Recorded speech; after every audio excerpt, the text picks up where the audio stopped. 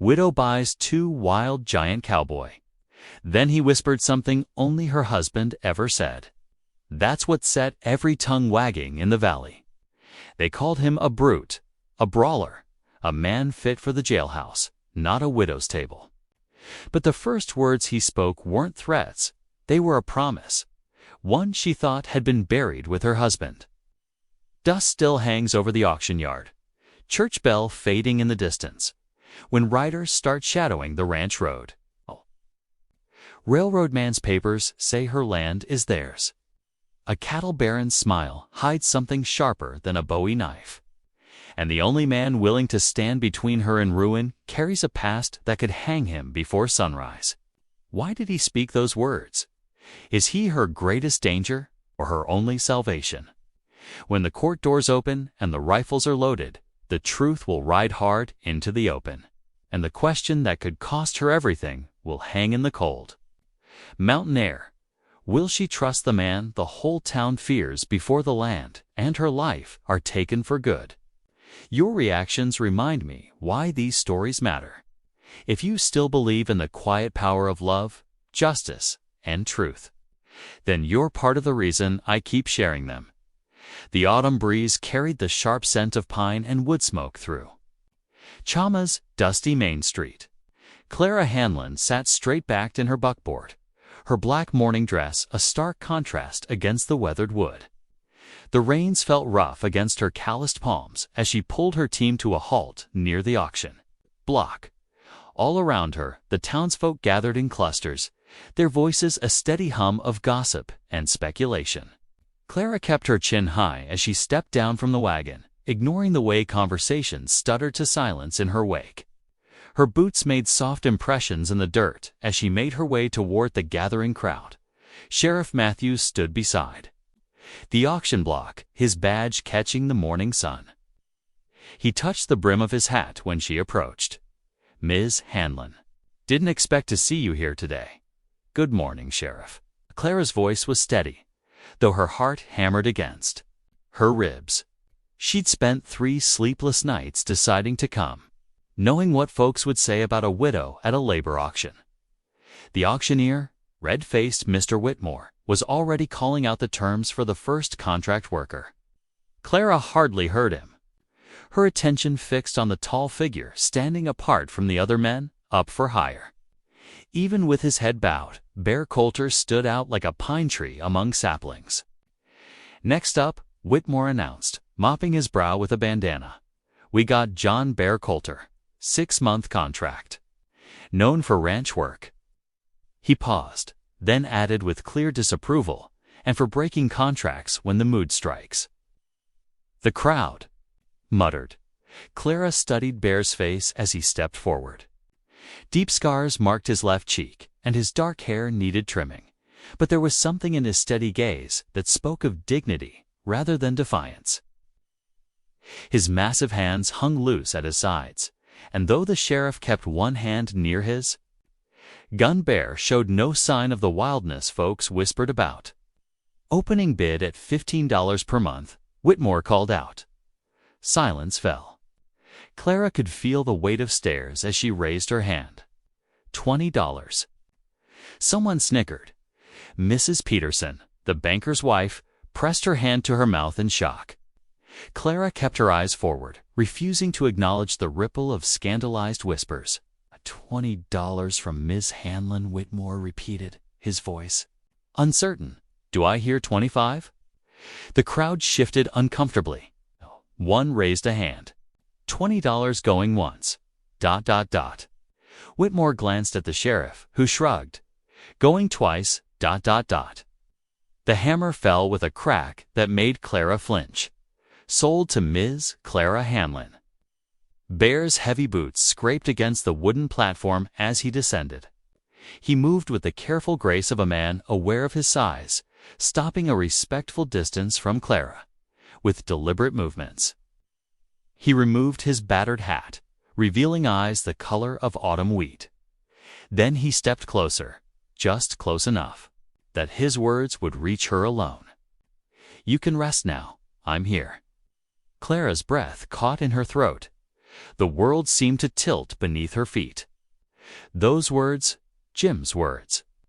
Every night for 12 years of marriage, Jim had whispered those exact words before they slept. No one else could have known them. Her hands trembled as she clutched her reticule. The leather felt cool against her suddenly flushed skin. Around them, the crowd had begun to disperse, their laughter and whispered comments floating on the morning air. Clara barely heard them. Bear stood patient and still, his hat still held in his large hands. He didn't push for a response or try to explain.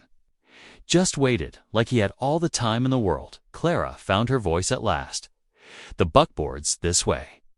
She was proud that the words came out steady, giving no hint of her inner turmoil. They walked side by side through the parting crowd. Clara felt the stares following them, the notorious wild ranch hand and the widow in black. Bear's long stride matched her shorter steps without effort. And he moved to the wagon's right side without being told, as Clara gathered her skirts to climb back onto the seat. Bear's hand appeared in her line of sight, not touching, just offered. After a moment's hesitation, she took it. His palm was warm and calloused, his grip gentle as he helped her up. Then he rounded the wagon to the other side, his movements unhurried and deliberate. The wooden seat creaked as he settled. Beside her, Clara picked up the reins, her mind spinning with questions she didn't dare ask.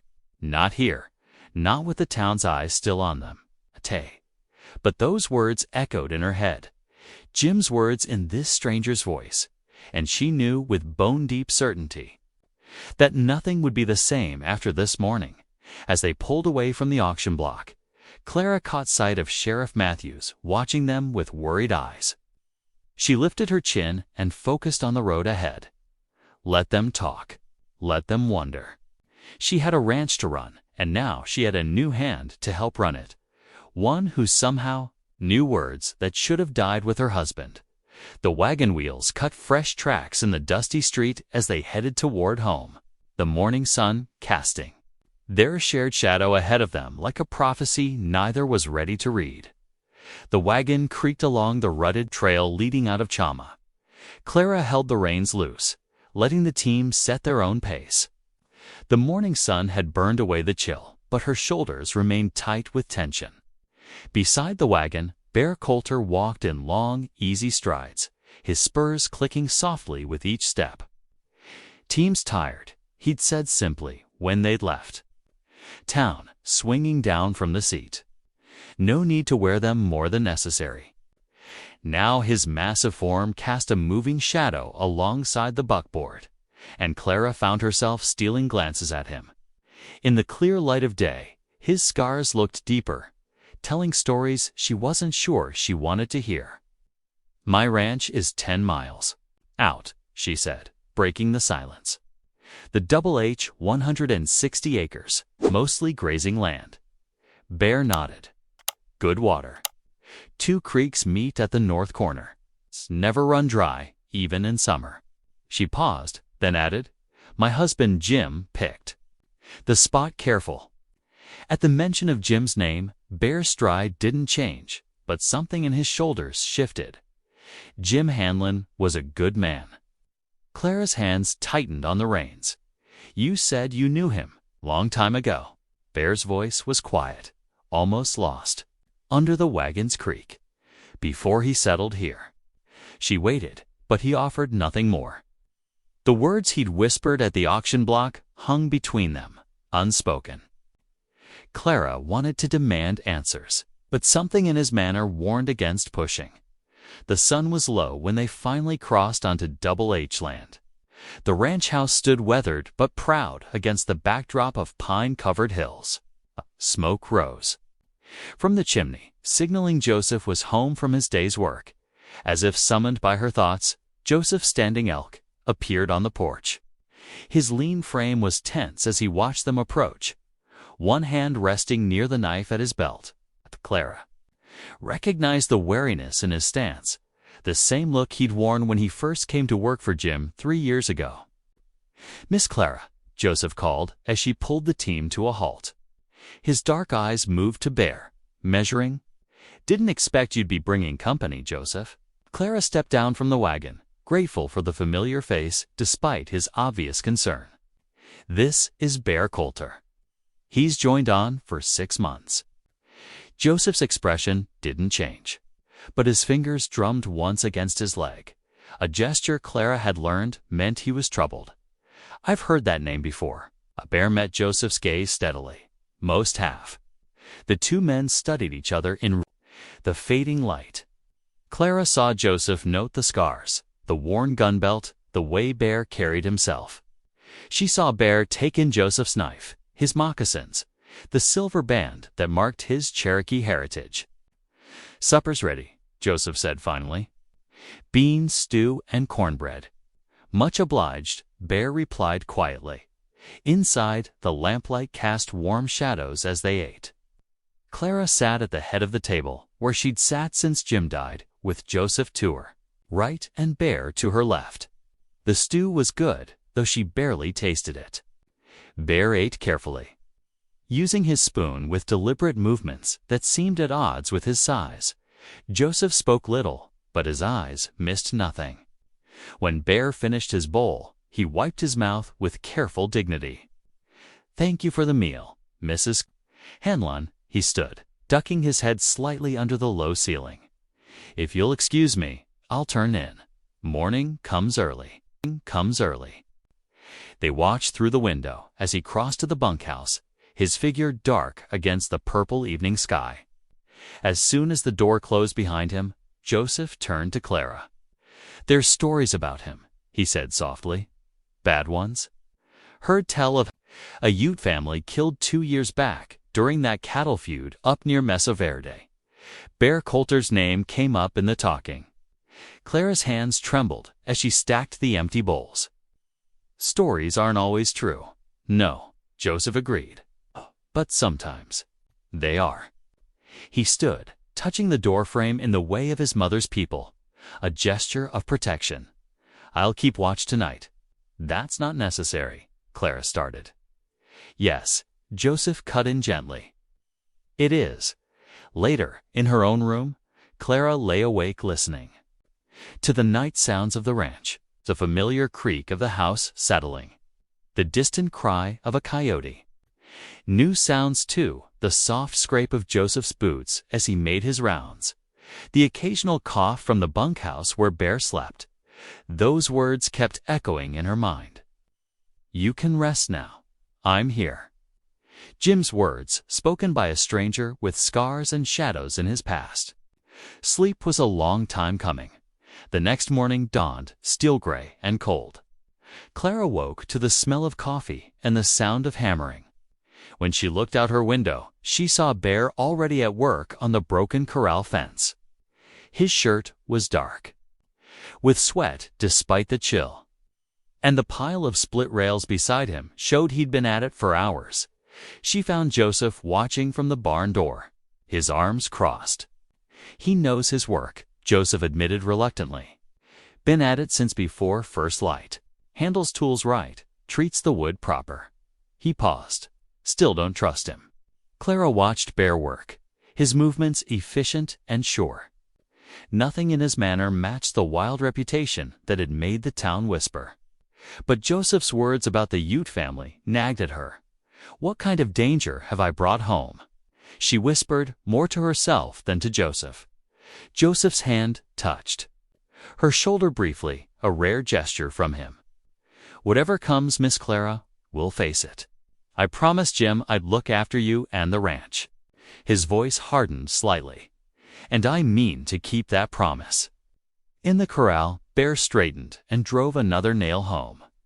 The sound rang out sharp and clear in the morning air, like a warning, or perhaps a promise of its own. Over the next 2 mornings, Clara woke to the sound of Bear's axe splitting wood before dawn. The steady rhythm matched the heartbeat of the ranch, constant, purposeful, sure. She watched from her kitchen window as he hauled water from the well to fill the horse troughs, his massive shoulders bunched with effort, but his movements gentle when the nervous bay mare shied away. "He's good with the stock," Joseph admitted on the second evening, watching Bear lead the milk cow back to her stall. Treats them proper, talks to them quiet like when he thinks no one's listening. Clara nodded, noticing how Bear's scarred hands moved with surprising delicacy as he checked the cow's hooves for stones. Yet she couldn't miss the way his eyes constantly swept the horizon, particularly the road leading toward town. Even while fixing the barn door hinges or mending the paddock gate, he'd pause every so often, scanning the distance like a man expecting trouble to ride in. The third day brought heavy clouds and the promise of rain. Clara sat at her kitchen table working on the ranch accounts when she heard hoofbeats approaching. Joseph rode in fast, his usually calm demeanor disturbed. He dismounted quickly, leading his horse to the barn where Bear was organizing tools. Clara met them there, worry creeping into her chest at Joseph's expression. "What news?" "Railroad man in town," Joseph said, removing his hat. Well-dressed fellow, asking particular questions about the Double H. He glanced at Bear, especially about the spring-fed creek on the north corner. Bear's hands stilled on the leather punch he'd been using. What did he look like? Thin fellow, Eastern suit, gold watch chain. Joseph hung his bridle on a peg, called himself Morrison. Morrison, Bear's voice was flat. Works for James Kavanaugh. Clara felt the blood drain from her face. 6 months after Jim's death, Kavanaugh had appeared at her door with an offer to buy the ranch. When she refused, his polite manner had cracked just enough to reveal something cold beneath. "You sure?" Bear nodded. Worked his spread 2 years back. Morrison's his front man for the railroad deals. He set down his tools with careful precision. "Need to talk. Not here." That evening, they gathered in Clara's kitchen. A pot-bellied stove radiated warmth against the gathering chill outside. Joseph leaned against the wall near the window, while Bear sat at the table, his large frame making Clara's sturdy kitchen chair look delicate. "Kavanaugh's been buying up water rights all along the valley," Bear said, his low voice barely louder than the crackling stove. "Uses the railroad's plans to pressure folks. Claims they'll be cut off from the new shipping routes if they don't sell." Clara's hands tightened around her coffee cup. "But the spring."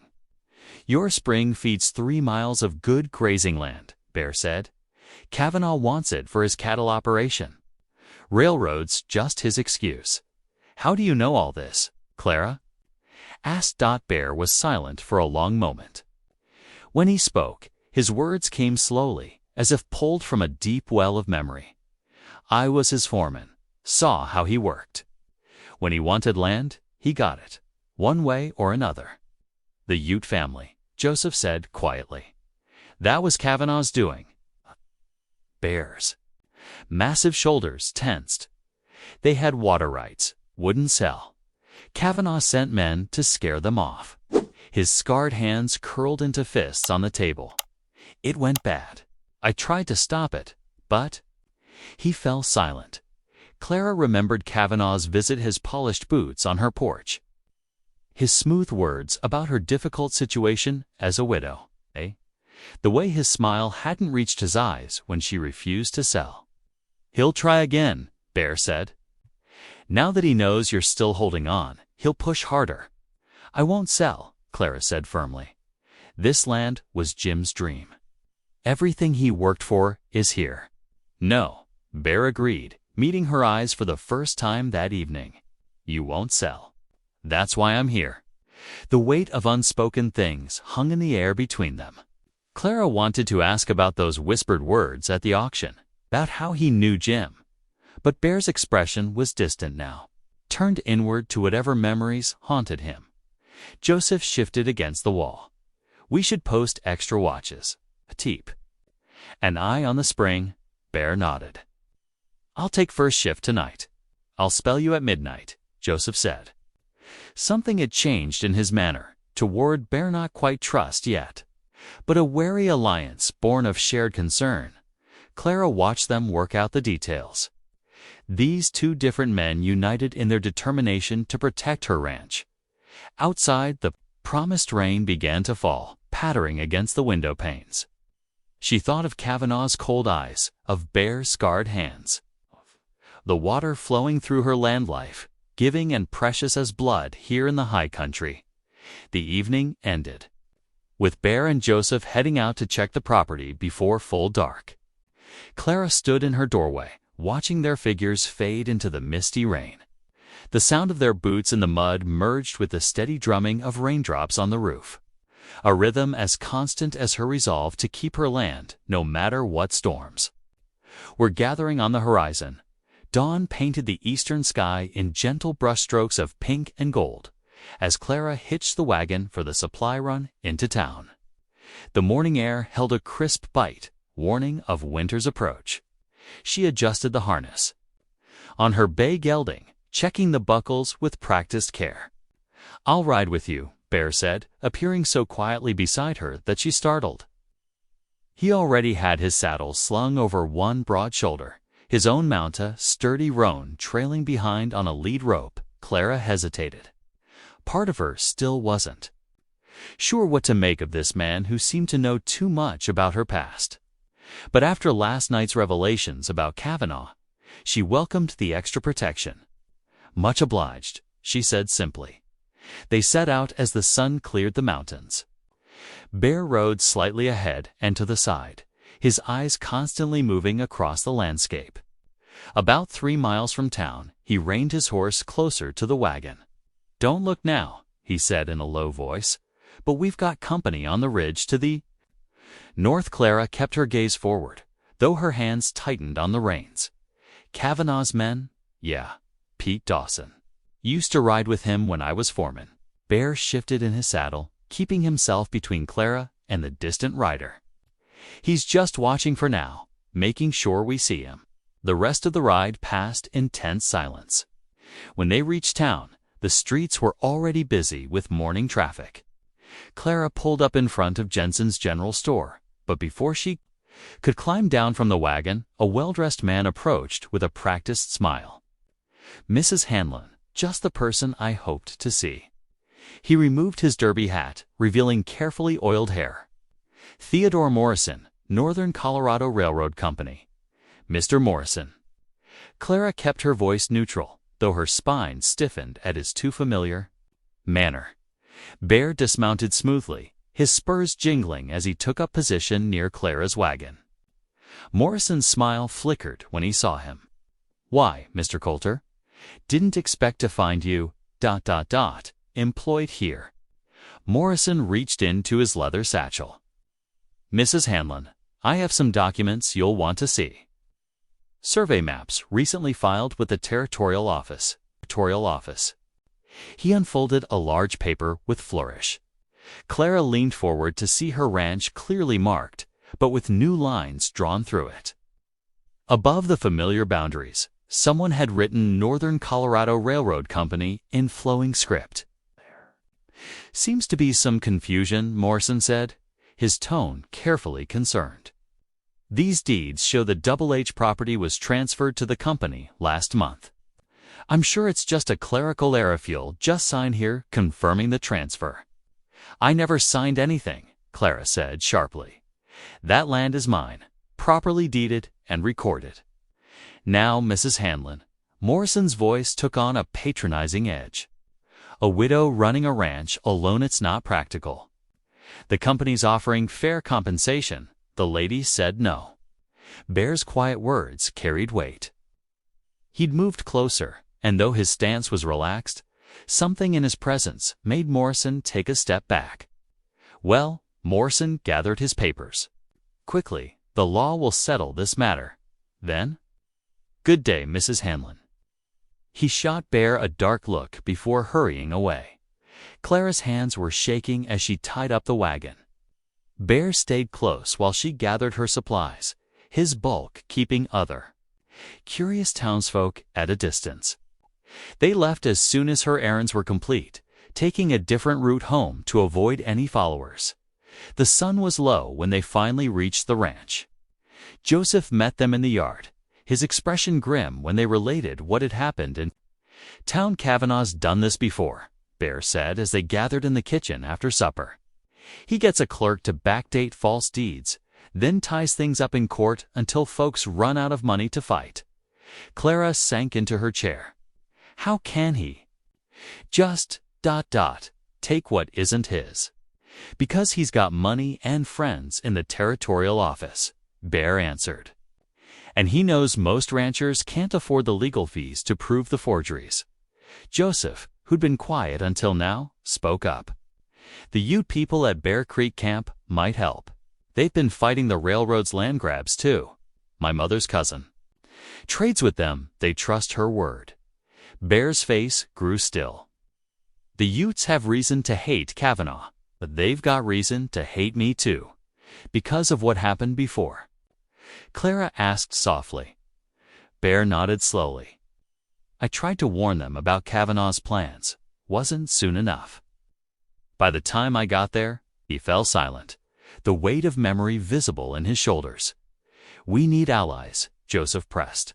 The Utes know these hills better than anyone. If Kavanaugh's men try anything, you're right, Bear admitted. But we go careful. No promises we can't keep. These people have had enough of white men's empty words.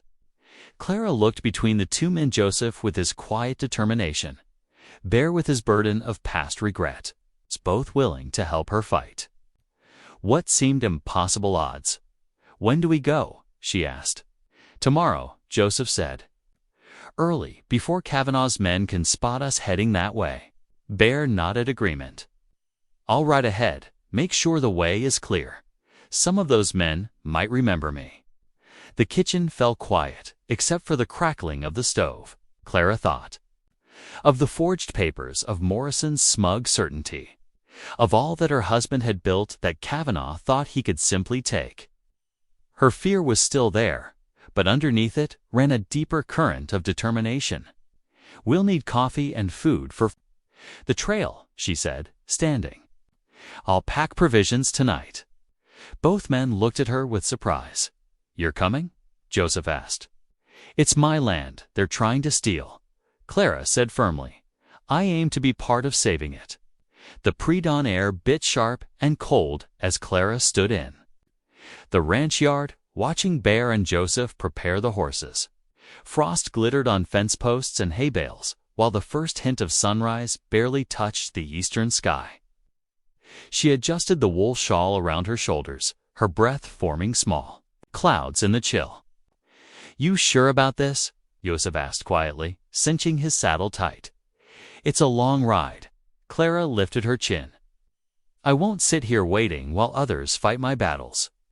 Bear led her mare forward, already saddled. He'd picked the gentlest of their stock for her, a dun-colored horse with a smooth gait. Sun's coming. We should move. They rode out as golden light spilled over the mountains. Bear took point, while Joseph brought up the rear. Clara rode between them, grateful for the heavy coat she'd brought as they climbed into higher country. The trail wound through stands of aspen, their leaves shimmering gold in the morning light, then up into the darker pine forests above. By midday, Clara's muscles ached from hours in the saddle.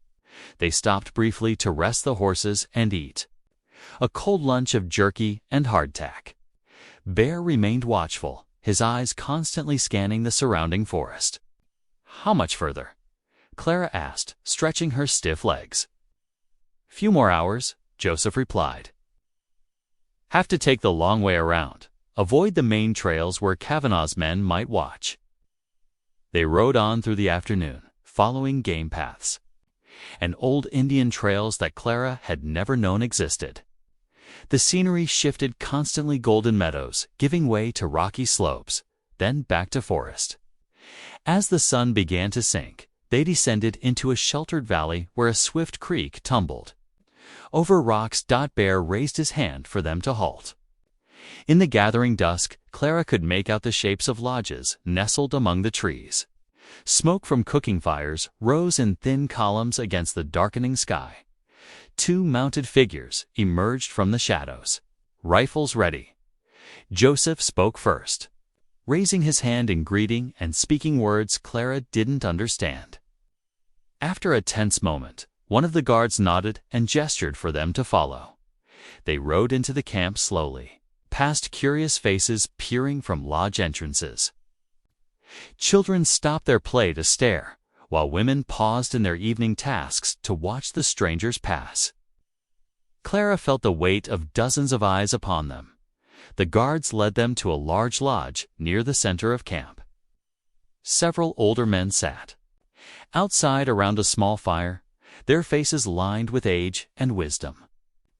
Clara recognized one immediately from his bearing. This must be Elder White Hawk, whom Joseph had mentioned. To her surprise, Bear dismounted and approached the elders, speaking fluently in their language. The musical sounds of Ute flowed between them as Bear gestured respectfully. The elder's weathered face showed recognition. Then something deeper, a mix of old pain and cautious trust. Clara and Joseph were invited to join the circle. A woman brought them cups of hot tea, which Clara accepted gratefully after the long ride. Through Joseph's translation, she learned that Elder White Hawk remembered Bear from years ago during the time of the cattle feuds. He tried to warn us, the elder said in careful English, his eyes on Bear. When Kavanaugh wanted our hunting grounds, other white men came with guns, but this one came with truth. Bear's face was shadowed in the firelight. Wasn't soon enough. 3 families lost their homes. But not their lives, White Hawk countered, because you broke your boss's orders. Chose right over easy. Clara watched Bear as the story emerged. He had been Kavanaugh's foreman, then ordered to drive off Ute families who had legal rights to hunt certain valleys. When he discovered Kavanaugh planned to have them killed instead, he'd warned them in time to escape. The murders still happened to other families. Other valleys bet rumors blamed Bear for all of it. Kavanaugh made sure everyone heard I was responsible, Bear said quietly. Easier than admitting he'd ordered it himself. The revelation settled over Clara like a physical weight. She thought of the whispers in town, the warnings about Bear's violent past. All this time, he'd carried the burden of others' crimes along with his own regret at not being able to stop more deaths. As night deepened, they discussed the railroad's plans. The elders confirmed what Bear suspected the company meant to dam and divert Clara's spring, which would not only starve her ranch, but also destroy hunting grounds the Ute people depended on. We will speak truth to your judge, Elder White Hawk declared. Tell how the railroad men come with false papers, try to steal what is not theirs. Same as before with Kavanaugh. They were given permission to camp near the river for the night, as Clara spread her bedroll under the stars. She found herself watching Bear. He sat apart from the others, cleaning his rifle with practiced motions. The firelight caught the scars on his hands, marks of a hard life lived honestly despite what others believed of him. Joseph appeared at her side, offering coffee. You see now why I changed my mind about him. Clara nodded slowly. He's not what people say. No, Joseph agreed. He's what people fear, a man who chooses right even when it costs him everything. Clara sipped her coffee, listening to the river's song in the darkness. The man she'd impulsively bought at auction was becoming something else in her eyes, not a threat, but a protector. Not a brute, but a soul burdened by choosing justice over safety. She watched him a moment longer, remembering his words that first day. You can rest now, I'm here. Perhaps, she thought, there was more truth in that promise than she'd known. The journey home from the Ute camp stretched across 2 long days of hard riding. Clara's muscles protested each hour in the saddle, but she kept pace without complaint. Bear led them along hidden trails, avoiding the main paths where Kavanaugh men might watch. Joseph rode sweep, ensuring no one followed. The weather held fair, though clouds gathered on the second afternoon. Wind rustled through the autumn-touched aspens, sending golden leaves spiraling down around them. Clara pulled her coat tighter as the temperature dropped. almost home. Joseph called from behind as they crested the final ridge overlooking the ranch valley. Bear reined his horse to a sudden stop. His posture stiffened as he studied the distant buildings through narrowed eyes. Something's wrong. Clara urged her mare forward, scanning the familiar landscape. At first, everything looked normal: the weathered barn, the neat fences, the tin roof of her house catching the last sunlight. Then she saw it. The main gate hung crooked on its hinges, broken clean through. They approached cautiously. Bear dismounted first, examining the splintered wood and churned earth around the gate. His expression darkened. 3 riders came in fast, left the same way. Clara's heart pounded as she hurried toward the corral. The sight that greeted her made her stomach clench. Gaps in the line of horses, familiar faces missing. Thunders. "Gone," she said, voice tight and lightning. "And my blue roan mare." "Your best stock," Joseph growled. This wasn't random. Bear was already studying the ground beyond the corral, reading signs only he could see in the trampled grass and scattered rocks. Headed north, into the hills. "Trails may be 4 hours old. Can we catch them?" Clara asked. He shook his head slowly. "Not before dark. They'll have lookouts watching, expecting pursuit." His eyes met hers. "Better to wait, track them when they're not ready." Clara wanted to argue, to demand immediate action, but she knew he was right. With night coming on, and the threat of an ambush, charging after the thieves would be foolish. Still, the thought of her horses in strange hands made her chest ache. "I'll check the rest of the buildings," Joseph offered. Leading his mount toward the barn, Clara stood watching the hills where her horses had vanished. Fists clenched at her sides. "This is Kavanaugh, isn't it? Sending us a message." Bear's voice was quiet but certain. "Yes. Testing how we'll respond." "And how will we respond? Smart, careful." He touched her shoulder briefly. "I'll get your horses back when the time's right." Joseph returned with news that nothing else had been disturbed. They settled the remaining horses for the night and retreated to the house as darkness fell. Clara busied herself preparing a simple supper of beans and cornbread. Grateful for the familiar routine, the kitchen felt close and warm after the chill outside. Oil lamps cast a gentle glow over the worn table where they ate mostly in silence, each lost in their own thoughts. After the dishes were cleared, Joseph excused himself to make a final check of the grounds before turning in. Clara put coffee on to boil, more from habit than need. Bear remained at the table, cleaning his rifle with practiced movements. The familiar click and scrape of the cleaning rod provided a steady rhythm to fill the quiet. She poured 2 cups when the coffee was ready, setting one near his elbow. The question that had been burning in her mind since the auction finally found its way to her lips. "Why did you say those words that day?" He paused in his work, but didn't look up. "Which words?" "You know which ones." "You can rest now. I'm here." Those were John's words. He said them to me every night. Bear set the rifle down carefully, but still wouldn't meet her eyes. "Your husband saved my life once. Made me promise something." Clara waited, but he offered nothing more. The incomplete explanation hung in the air between them, heavy with unspoken things. Part of her wanted to press harder to demand the full truth, but something in his posture, the rigid set of his shoulders, the way his scarred hands gripped the coffee cup told her he wasn't ready to share more. She sipped her coffee instead, letting the moment pass. Through the window, she could see Joseph making his rounds, lantern light bobbing in the darkness. The stolen horses weighed on her mind, but she found herself equally troubled by the mystery of Bear's connection to John. What promise could have bound these 2 men together? What debt remained unpaid? The kitchen clock ticked steadily on the wall outside. A coyote called lonely in the hills. Bear resumed cleaning his rifle, each movement precise and deliberate. Clara watched him work, sensing that whenever he chose to share the full story, it would change everything. For now, she could wait. They had horses to recover, land to protect, and a powerful enemy to face. The rest would come in its own time. 3 days passed in watchful tension. Clara kept the loaded shotgun closer than usual, though no more trouble came. Bear spent the daylight hours fixing the broken gate and reinforcing the corral, while Joseph maintained a quiet vigilance from the ranch's high points.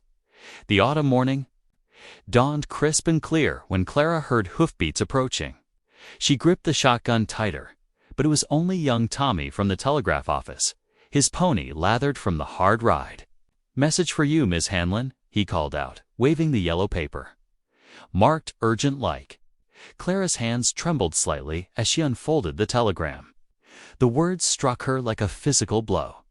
Kavanaugh filed deed claim stop court date 2. Weeks Denver stop. Prepare all documentation stop. Regards Harrison and Sons attorneys. STOP. Bear appeared at her shoulder, reading silently. His expression hardened. "Kavanaugh's moving faster than I expected. He must have friends in the court." Joseph joined them, wiping his hands on a rag. "What do we need?" "Everything," Bear said firmly. "Every scrap of paper John ever signed about this land. Deeds, patents, letters, receipts, anything that proves true ownership." Clara nodded, already mentally cataloging what might be stored. "Away, most of John's papers are up in the attic. I haven't. I couldn't bring myself to sort through them after ... "We'll help," Joseph offered quietly. The attic stairs creaked under their weight as Clara led the way up. Dust motes danced in the thin streams of light from the small windows. The space smelled of old wood and memories. There, Clara pointed to a row of wooden trunks against the far wall. John kept everything important in those. They worked methodically through the morning hours. Clara's throat tightened each time she recognized her husband's careful handwriting. Bills of sale for cattle, correspondence with suppliers, old Christmas cards. She sorted them all with trembling fingers. The sun had climbed past noon when she lifted a leather portfolio from the bottom of the third trunk. "Here's something." She opened it carefully, revealing yellowed papers inside. The original land patent, signed by President Grant himself. Bear took it gently, scanning the formal language. His eyes caught on something. "There's more here." He carried it to where the light was better, reading intently. Clara found herself holding her breath. In the same trunk, a folded letter caught her eye. John's familiar script covered both sides. "My dearest Clara, the lawyer assures me the clause will protect us if anyone ever tries to claim the water rights. I pray we never need it, but I sleep better knowing it's there. ... double quotes the clause," she whispered. "John mentioned it more than once, but I never knew what he meant." Bear's deep voice cut through her memories. "Look here." He laid the patent on a wooden crate, pointing to a dense paragraph of legal text. "This section speaks of perpetual rights and privileges. Says any transfer must be witnessed by 2 independent parties and recorded in both county and territorial books." Joseph leaned in closer. "And Kavanaugh's deed. If it's forged, it won't have proper witnesses. No legitimate record." Bear's scarred fingers traced the words. This could stop him. Clara felt hope flutter in her chest. "We'd need the Ute elders' testimony about the other false deeds, prove it's his pattern. And we need this patent in a judge's hands before the hearing." Joseph straightened up. "I can ride out first light tomorrow. Take it to Judge Wilson in Mesa City, then swing north to bring word to the Ute camp." They carefully wrapped the precious document in oilcloth, securing it in Joseph's saddlebags. That evening, Clara prepared extra trail rations while Bear helped Joseph select the fastest horse still in their possession. The kitchen felt warm and close that night as they gathered around the worn table, going over the plan one final time. Maps spread across the wooden surface showed Joseph's intended route. The lamp cast their shadows large against the walls. For days to Mesa City, Joseph traced the trail with his finger. 2 more to reach the Ute camp. That leaves time for them to travel to Denver before the hearing. Ride careful, Bear warned. Kavanaugh's men will be watching the roads. Joseph's smile was grim. Let them try to follow my tracks. Clara clasped his hand briefly. Godspeed. They rose before dawn the next morning, frost silvering the grass. Clara watched from the porch as Joseph mounted up, the precious patent, secure in his saddlebags. The sky was just beginning to lighten in the east as he rode out. Following the creek bed where his trail would be harder to spot, Bear stood silent beside her until Joseph disappeared into the morning shadows. He'll make it, he said quietly. Clara nodded, wrapping her shawl tighter against the chill. He has to. They had 2 weeks to prepare for court. 2 weeks to gather what evidence they could. 2 weeks to pray the patent's clause would be enough to save her land. The sun crested the eastern hills, painting the valley in gold. Another day was beginning. And there was work to be done. The morning after Joseph's departure, Bear found Clara on the back porch, staring at her late husband's Winchester rifle. The wooden stock was well-oiled, but dust had gathered on the barrel from months of disuse. Time. You learned to use that proper, Bear said quietly. Clara startled, then squared her shoulders. John tried teaching me once. I was terrible. You weren't terrible. You were learning. Bear's voice held no judgment. And now you need to learn again. Kavanaugh's men won't wait for the court date if they think they can scare you off sooner. Clara ran her fingers along the smooth wood. You really think they'll try something? Men like that always do. Bear lifted the rifle carefully. But first, we make sure you can protect yourself. They walked together to the south pasture, where Bear set up some tin cans on the top rail of the fence. The morning sun cast long shadows across the frost-touched grass. First rule, Bear said, demonstrating the proper stance is respect the weapon. It ain't a toy, but it ain't your enemy either. It's a tool, like any other. Clara nodded, trying to mirror his position. The rifle felt heavy and awkward in her hands. Keep both eyes open, Bear instructed. Line up the sights. Breathe, steady. ... Squeeze gentle. Don't pull. The shot went wide, making Clara flinch. Bear stepped closer, adjusting her grip with calloused hands. That's better. Now try again. They spent the morning there, Clara gradually finding her rhythm. By noon, she'd hit 3 cans, each success building her confidence. Bear was a patient teacher, his quiet praise making her stand straighter. Good, he said as she reloaded. You're getting the feel of it now. They practiced every morning after that, Clara improving steadily. Bear taught her to clean the rifle too, explaining each step as his strong fingers demonstrated the proper technique. On the 4th afternoon, they were checking fence lines when Bear suddenly reined in his horse. Clara followed his gaze to the spring, where 3 men on horseback were examining the water flow. 2 wore gun belts. The 3rd carried surveying equipment. Railroad men, Bear growled. Stay behind me. They rode closer, Bear's massive form blocking Clara from view. The surveyors looked up at their approach, hands drifting toward weapons. This is private property, Bear called out, his voice carrying across the distance. The lead surveyor, a thin man in an Eastern-cut coat, consulted. His papers? We have authorization from the railroad company, too. You have nothing. Bear cut him off. This land belongs to Mrs. Hanlon. Clear out. One of the armed men sneered. Or what, big man? Bear didn't move, but something in his stance made the horses stamped nervously. Or I stopped being polite. The surveyor looked from Bear to Clara, then back to his armed escorts. After a tense moment, He folded his papers. "We'll be back." With papers from the court, 2 weeks, Bear agreed coldly. Not before. They watched the men ride away, dust rising behind them. Clara released a breath she hadn't realized she was holding. "You handled that well," she said. Bear's jaw was still tight. "They'll be back, but not today." That evening, Clara lit the kitchen lamp early as clouds gathered for rain. Bear came in from the barn, smelling of leather and horses, removing his hat respectfully at the door. "Coffee's hot," Clara offered, pouring 2 cups. The familiar routine felt comforting after the day's tension.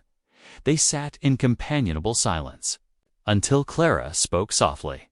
"Thank you, for teaching me with the rifle, I mean, and for today." Bear nodded, his scarred hands wrapped around the tin cup. "Your husband would have wanted you safe." "I still talk to him sometimes," Clara admitted, surprising herself with the confession. "In my prayers at night, telling him about the day, asking his advice." She looked down, embarrassed. "Probably sounds foolish." "No." Bear's voice was gentle. "I reckon he hears you." The lamplight cast soft shadows across his weathered face, softening the hard lines. Clara found herself studying him, seeing past the fearsome reputation to the man beneath. "John was the only one who saw past appearances," she said quietly. "People thought I was mad, marrying a man twice widowed. But he had such kindness in him." Bear's eyes held understanding. "Good men are rare out here. Your husband was one." "And you?" Clara asked. "What brought you to drifting?" Bear was silent so long she thought he wouldn't answer. When he spoke, his voice was low. "Had a small spread once. Lost it in the drought of '73. After that, ... he shrugged. Seemed easier to keep moving." "But you stopped moving," Clara observed. "You're here." Their eyes met across the table, something unspoken passing between them. The moment stretched, warm and fragile as spun glass. Then hoofbeats sounded in the yard, fast and urgent. Bear was on his feet instantly, hand dropping to his gun. Clara rushed to the window. "It's Joseph." They hurried outside as Joseph reined in his lathered horse. His face was drawn with exhaustion and worry. "What happened?" Clara demanded. "You're back too soon." Joseph swung down stiffly. "Trouble. The judge in Mesa City, he's gone. Left 2 days ago for Denver. And I saw a sign of riders following my trail." He looked at Bear. "We need to talk." The warm moment in the kitchen dissolved like morning mist, replaced by the cold reality of their situation. Clara felt the weight of it settle back onto her shoulders as they led Joseph inside, where the lamp still burned against the gathering. Dark. Joseph burst through the door, his face drawn with urgency. Rain dripped from his hat brim as he stripped off his wet coat. "Bear, you need to leave. Now." Joseph's voice carried none of its usual calm. "Kavanaugh's bought the sheriff. Coming with an old murder warrant from the cattle feud." Bear stood slowly, his massive frame casting a long shadow in the lamplight. "How long, Don? Maybe sooner." Joseph ran a hand over his face. "They'll try to hold you through the hearing." Clara felt the floor tilt beneath her feet. "But that's ridiculous. The Ute elders can testify that Bear saved their people. Won't matter if they lock him up first." Joseph turned to Bear. "I can have a horse ready in 10 minutes. Bear shook his head. "No." "What do you mean, no?" Clara stepped closer to him. "You can't stay here to be arrested. Running makes me look guilty." Bear's voice was steady. "And it leaves you both vulnerable." "But he's right." Joseph cut in reluctantly. "Kavanaugh would love an excuse to send posses across your land, trampling everything in pursuit of a fugitive." Clara sank into a kitchen chair, her hands trembling. Outside, the rain fell harder, drumming against the roof. Bear moved to stand near her, his presence solid and reassuring. despite everything. "I won't run," he said quietly. "Made that mistake before. It's time we fight proper with law and truth." The night crawled by with agonizing slowness. None of them slept. Joseph cleaned guns while Bear wrote out a detailed statement about the cattle feud, his hand careful on Clara's good paper. Clara paced, fighting waves of helpless anger. The first gray light of dawn brought hoofbeats and men's voices. Clara's heart clenched as Bear set down his pen and stood. "Whatever happens," he said softly, "remember you're stronger than they know." The sheriff burst in without knocking, for deputies behind him. Their boots tracked mud across Clara's clean floor. "Harrison Coulter," the sheriff announced, unfurling an official-looking paper. "You're under arrest for the murder of Thomas Red Cloud and family. Territory of Colorado, 1876. That's a lie." Clara stepped forward, but Joseph caught her arm. The sheriff ignored her, producing heavy iron manacles. "Arms out, Coulter." Bear complied without resistance, though the chains seemed almost absurd on his powerful frame. Clara watched in horror as they shackled his wrists and ankles. "This is wrong," she protested. "He's innocent. The Ute elders can prove it." "Ma'am," the sheriff's voice held warning, "I suggest you stop right there, unless you want to be charged with obstruction." "You can't, Clara?" Bear's quiet voice stopped her. "It's all right."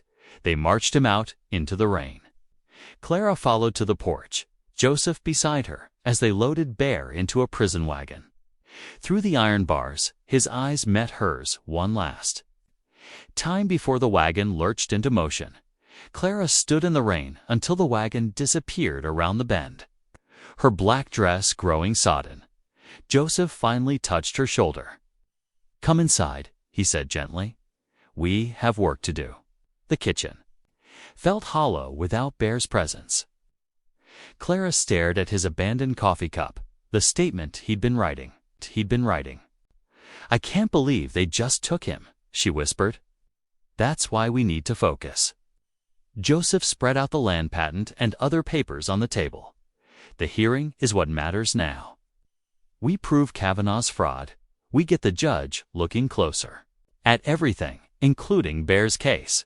Clara straightened her spine, grief hardening into determination. "The judge in Mesa City is gone, remember? But Judge Parker in Carson County might hear us. It's a day's ride, but he's known to be honest." "Then what are we waiting for?" They spent an hour gathering documents. The original patent, Bear's statement, affidavits from the Ute elders. Everything that might help. Clara changed into dry clothes while Joseph saddled fresh horses. The ride to Carson County was long and grim. The rain had stopped, but heavy clouds hung low over the mountains. Neither spoke much, lost in their own thoughts. Judge Parker's courthouse was a two-story brick building, more imposing than anything in their small town. They found him still in his office, despite the late hour. A gray-haired man with sharp eyes and a reputation for fairness. He listened carefully as Clara explained the situation, Kavanaugh's fraudulent deed claim, the railroad's involvement, Bear's arrest. She laid out the documents one by one. "This is the original patent," she said, handling the paper carefully. "See this clause here about transfer restrictions?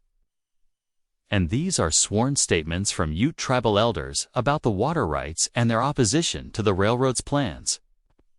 The judge examined each document, his expression thoughtful. "This is troubling," he admitted finally, "especially the timing of Mr. Coulter's arrest. However, ... He looked at them seriously. "You should understand that James Kavanaugh is a very powerful man. He has friends in the territorial government, connections with the railroad barons. So you won't help." Clara felt despair rising. "I didn't say that." Judge Parker folded his hands. "I'll review everything carefully. If these documents are authentic, they present a strong case against the fraudulent deed. But," he held up a hand, "I must warn you to be careful. Men like..." Kavanaugh don't like losing. We understand, Joseph said quietly. Thank you for your time, Your Honor. The ride home seemed even longer. The ranch felt empty and exposed without Bear's steady presence. Clara walked through the quiet house. Touching things, he'd fixed the replaced window latch, the mended chair leg. We'll get him back, Joseph said from the doorway. One way or another. Clara nodded, but her heart was heavy. She missed Bear's quiet strength, the way he filled a room without saying a word. The house felt colder without him as night fell. She found herself in the kitchen, staring at his unfinished statement on the table. His handwriting was surprisingly neat, each letter carefully formed. The last line trailed off mid-sentence where the sheriff had interrupted. Clara sank into a chair, allowing herself a moment of weakness before tomorrow's battles would require her strength again. Outside, a coyote called lonely into the darkness. And no answering voice came back. 2 days dragged like molasses in winter. Clara barely slept, worrying about Bear in that cramped jail cell.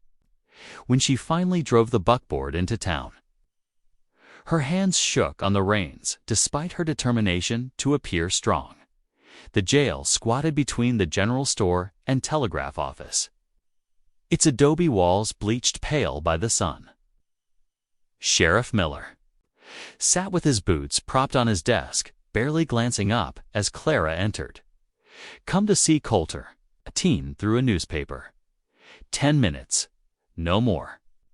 Deputy Thompson led her down a short hallway that smelled of dust and stale tobacco. Bear's cell was at the end, iron bars casting striped shadows across the floor. Her heart clenched when she saw him. A dark bruise spread across his left cheekbone. His knuckles were raw, and he held himself carefully, as if his ribs pained him. What happened? She demanded. Had a disagreement with some deputies. Bear's voice was calm, but his eyes held banked anger. Nothing serious. Nothing serious. Clara gripped the bars. They beat you. Lower your voice, ma'am, Deputy Thompson warned from down the hall. Bear moved closer to the bars, speaking softly. It doesn't matter. Tell me about the ranch. Joseph and I saw Judge Parker. He's reviewing the documents. Clara matched his quiet tone. But Bear, we need you home. The hands are nervous, and Kavanaugh listened carefully. Bear glanced toward the deputy before continuing. Whatever happens to me, you stay the course. The patent's your shield, and Joseph knows how to use it. Don't let them shake your resolve. But promise me, Clara. Something in his eyes made her throat tight. I promise. All too soon, Thompson called time. Clara reluctantly stepped back from the bars. Bear's fingers brushed hers for just a moment. You're stronger than they know, he reminded her softly. Outside, the afternoon sun felt too bright after the jail's dimness. Clara blinked away tears of frustration, squaring her shoulders. She wouldn't let them see her cry. Passing the saloon, voices drifted through the swinging doors.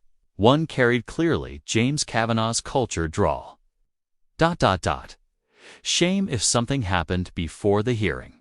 These dry times, fire spread so quickly. ... Laughter followed his words. Clara's blood ran cold. She hurried to her buckboard, mind racing.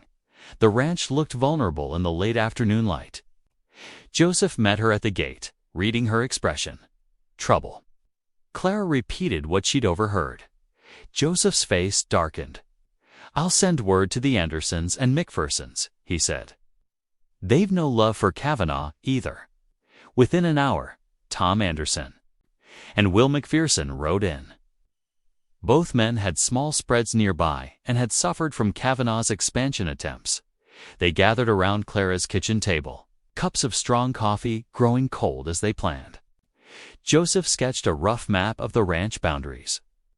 4 of us can't watch everywhere, Tom pointed out. No, Clara agreed. But we can make them think we do. Her plan was simple but clever. They would keep lanterns burning in every window, moving them occasionally to suggest movement. Riders would patrol in rotating shifts, never settling into a pattern Kavanaugh's men could predict. "What about the spring?" Will asked. "That's what he really wants. Joseph and I will take those." "Watches," Clara said firmly. "We know every trail around it." The men exchanged glances, but didn't argue. They'd known Clara long enough to recognize her resolve. That first night stretched endless. Clara took the midnight watch, rifle across her lap as she rode the boundaries. Every shadow seemed to hold threat. Each crackle of brush made her heart jump. Hoofbeats approached near 2 in the morning. Clara pressed her horse into deeper shadow, watching. 3 riders passed at a distance, their forms black against the starlit sky. They circled the ranch once, then disappeared into the hills. Joseph found her still watching that direction when he rode up to relieve her. "Kavanaugh's men?" he asked quietly. "3 of them, just looking for now. They'll be back." Clara nodded tiredly. "I know." The pattern held through the next night. Riders in the dark, testing their defenses. The lanterns burned steady in every window, and Clara's small force kept their vigil. She thought of Bear in his cell, wondered if he was sleeping or lying awake like her. The bruise on his face had made her angry in a way she hadn't felt since. Her husband died. She channeled that anger into staying alert, protecting what was hers. Tom Anderson spotted smoke near the south pasture. Just before dawn, someone trying to start a brush fire. They caught it early, beating it out with wet sacks. Will McPherson's boy rode circuit with messages between the farms, keeping them all informed of strange movements. It wasn't just about her ranch anymore, Clara realized. The whole valley was watching this fight. If Kavanaugh won, no small spread would be safe. She dozed in the saddle during her next watch, jerking awake at every sound. The lights burned steady in her windows, a barrier against the darkness. Somewhere in the hills, she knew Kavanaugh's men were watching, waiting for a chance. Let them wait, she thought grimly. The hearing was only days away. They just had to hold out until then. Near midnight, riders passed again, closer this time. Clara heard their low voices carried on the wind. ... waiting us out ... double quotes, boss, won't like. Then they were gone, leaving only the soft night sounds of crickets and distant coyotes. Clara touched the rifle in her saddle scabbard, drawing comfort from its solid presence. Bear had been right. She was stronger than they knew. They all were. Joseph appeared like a ghost from the darkness, his horse stepping carefully. "All quiet?" he asked. "Quiet enough." Clara straightened in her saddle. "They're out there, though. Always are." Joseph smiled slightly. "But so are we." Clara nodded, gathering her reins. The ranch house glowed warm behind them, every window a beacon of defiance. Whatever came, they would face it together. Clara stood in her kitchen, the familiar scent of cornbread and stewed rabbit filling the warm air. Through the window, she watched Joseph helping Elder Whitehawk and 2 other Ute leaders down from their horses. They had traveled far to testify, risking Kavanaugh's anger to speak truth. The late afternoon sun cast long shadows across her yard as she carried a laden tray onto the porch. Elder Whitehawk's weathered face creased in a gentle smile as he accepted a cup of coffee. "We are grateful for your hospitality," he said, his English careful and clear. "The journey was long." "I'm the one who's grateful," Clara replied, passing cups to the others. "What you're doing tomorrow, it means everything." The elder nodded slowly. Truth must be spoken, even when powerful men wish it silent. Joseph helped them settle in the barn loft afterward, where fresh hay and blankets waited. Clara had suggested her spare room, but the elders preferred the barn's familiar smells and sounds. It was safer to fewer eyes could spot them there. As night fell, Clara found herself alone on the porch, unable to sleep. The autumn air held a bite that made her pull her shawl tighter. Overhead, stars scattered like diamond dust across the black sky. "Lord," she whispered, "watch over Bear tonight. Let justice be done tomorrow." Her throat tightened. "And if it's not too much to ask, ... bring him home." The word home surprised her. When had the ranch become home to Bear? Yet it had his quiet presence, his careful ways with the animals, his subtle watchfulness. The place felt wrong without him. Morning came too slowly. Clara dressed in her best black dress, the one she'd worn to her husband's funeral. This time, though, it wasn't for mourning, but for strength. The wool felt like armor against whatever the day might bring. They left at first light, Clara driving the wagon, Joseph riding alongside. The 3 Ute elders sat dignified in the wagon, bed wrapped in blankets against the dawn chill. No one spoke much. The hooves and wagon wheels marked time against the dusty road. The courthouse in town was already crowded when they arrived. Townsfolk pressed close, whispering as Clara helped the elders down. She caught fragments of conversation. Letting Indians testify. That murderer Coulter. Double quotes. As lost her mind. She held her head high, leading their small group through the crowd. Inside, the courtroom smelled of pine soap and anxiety. James Kavanaugh sat in the front row, immaculate in an Eastern suit. His lawyer shuffled papers importantly at a table. Bear sat at another table, hands shackled. His bruises had faded to yellow, but his eyes found Clara's immediately. She tried to show him her faith with her gaze. Judge Parker entered, and the room rose. He was a lean man with steel-gray hair and eyes that missed nothing. The proceedings began with Kavanaugh's lawyer presenting the railroad's claim to Clara's spring. Then came the challenge they'd expected. "Your Honor," Kavanaugh's lawyer drawled, rising, "I must object to these ... witnesses."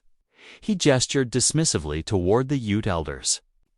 "They cannot be considered competent to testify in a court of law."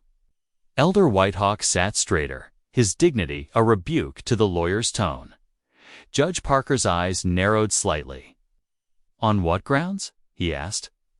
"They're not citizens, Your Honor. They cannot take a legal oath."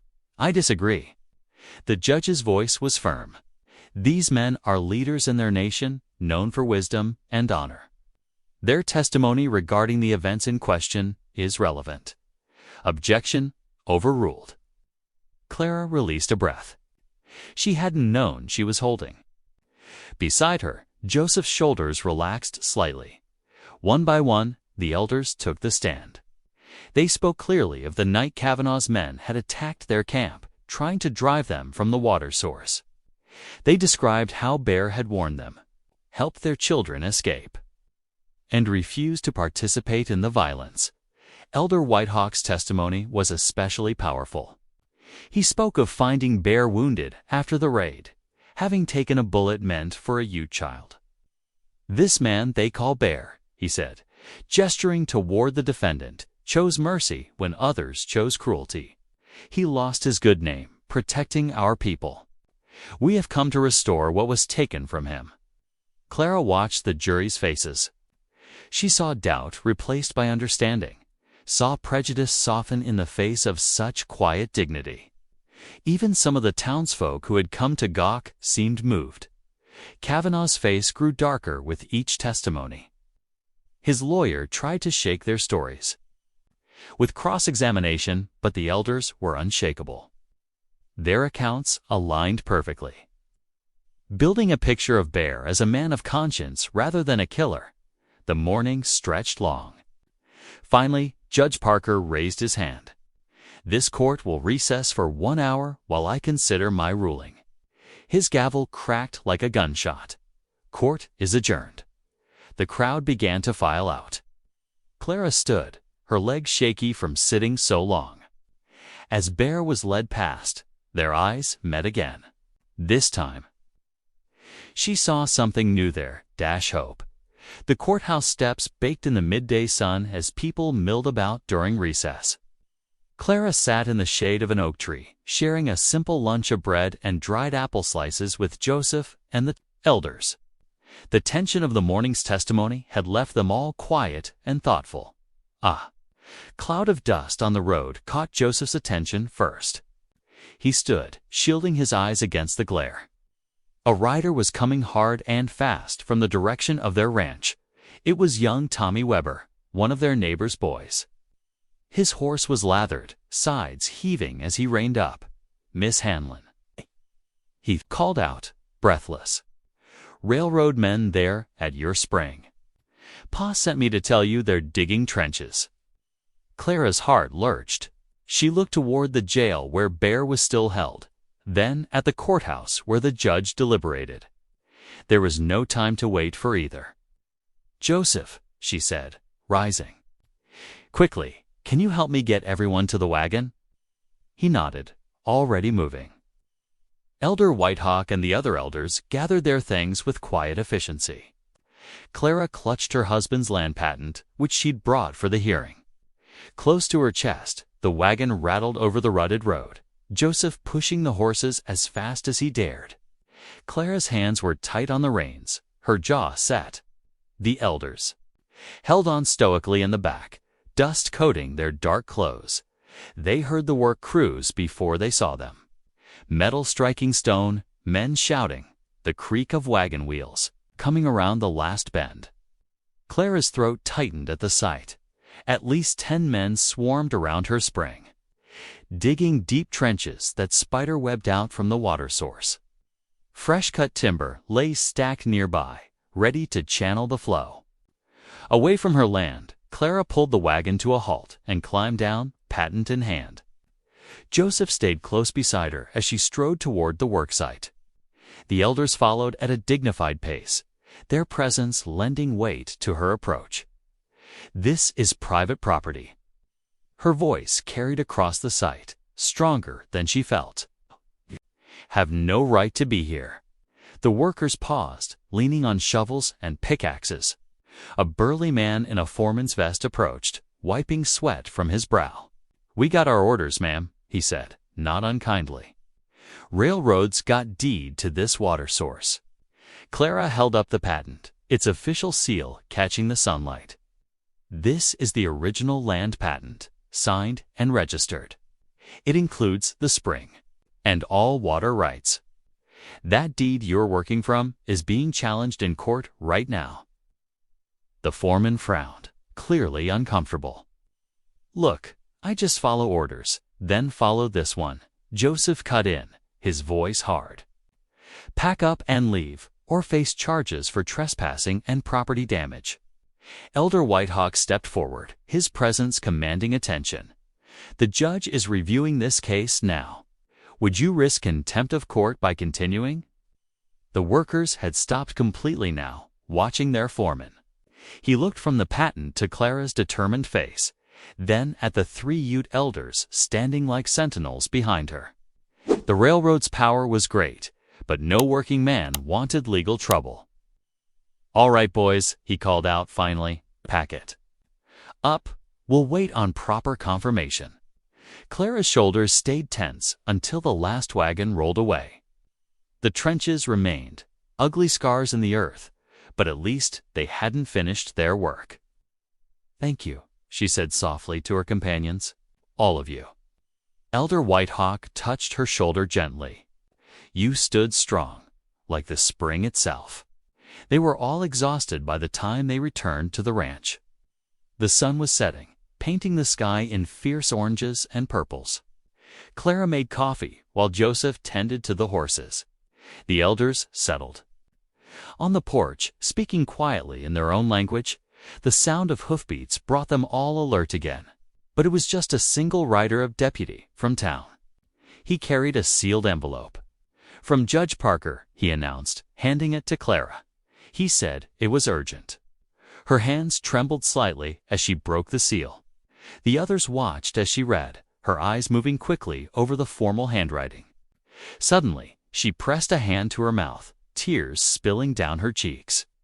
"Clara." Joseph stepped closer, concerned. She took a shaky breath. "The deed claim is void. The judge ruled our patent takes precedence, and ... her voice caught. Bear is to be released immediately." All charges dropped. The relief in the air was palpable. Joseph's weathered face broke into a rare smile. Elder Whitehawk nodded in quiet satisfaction. "Justice speaks at last," he said simply. Clara wiped her eyes, but the tears kept coming, tears of exhaustion, of relief, of joy. The spring was safe. Bear was free. After so many months of uncertainty and fear, it felt almost too much to take in. She sat heavily in her porch rocker, the judge's letter clutched in her lap. The deputy had already ridden away, doubtless carrying similar news to the jail. Soon, Bear would be walking out those doors, a free man with his name cleared at last. The kitchen clock struck 8, its chime carrying through the open door. Clara realized she hadn't even thought about supper. But as she started to rise, Joseph waved her back down. "I'll handle it," he said kindly. "You rest." She nodded gratefully, settling back into the rocker. The evening air was cooling now, carrying the scent of sage and distant rain. Tomorrow would bring its own challenges, the trenches to fill, papers to file, neighbors to face. But tonight, Clara simply sat with her unlikely family, her loyal foreman, the noble elders who had risked so much to speak truth, and the empty chair that would soon hold a man whose quiet strength had changed all their lives. She watched the first stars appear, offering up a prayer of thanks. The ranch was safe. Bear was coming home. The morning sun painted the jailhouse, steps golden as Clara tied her horse to the hitching post. Her heart quickened at the sound of boots on wooden planks inside. The door swung open, and Bear stepped out into the light, squinting slightly. His bruises had faded, and someone had given him a clean shirt. He looked different, somehow lighter, as if a great weight had lifted from his shoulders. He spotted her and tipped his hat, a small smile touching his weathered face. Clara didn't hesitate. She walked straight up to him and wrapped her arms around his broad chest, feeling the surprise in his stance before his arms came around her carefully. Townsfolk paused on the boardwalk, watching the scene unfold. Clara heard their whispers but paid them no mind. After everything they'd been through, she wouldn't let gossip steal this moment. "You're free," she said softly, stepping back to look up at him. Bear nodded. "Thanks to you and the others." His voice was rough with emotion. "Word is Kavanaugh took the early train east. Couldn't face the shame of losing, I reckon." "Good riddance," Clara said firmly. She gestured to where she'd tied a second horse's favorite from her stable. "I brought Thunder for you. Thought you might like to ride home proper." His eyes softened at the sight of the big bay. "Much obliged." They mounted up and rode out of town side by side, letting the horses set an easy pace. The morning was cool and clear, with meadowlarks calling from the fence posts. Clara noticed Bear sat straighter in the saddle, no longer watching the horizon for trouble. After a while, he cleared his throat. "You kept your word," he said quietly. "Fought for the land when most would have given up. I need to thank you for that." "You stood by me first," Clara replied, "even when it cost you your freedom." Bear was silent for a long moment, watching the trail ahead. Then he took a deep breath. "There's something I need to tell you about your husband." Clara's heart skipped. She'd been waiting for this explanation. "Since that first day at the auction, we served together," Bear continued. "In the war, I was just a boy then, really. Got separated from our unit during a skirmish in Tennessee.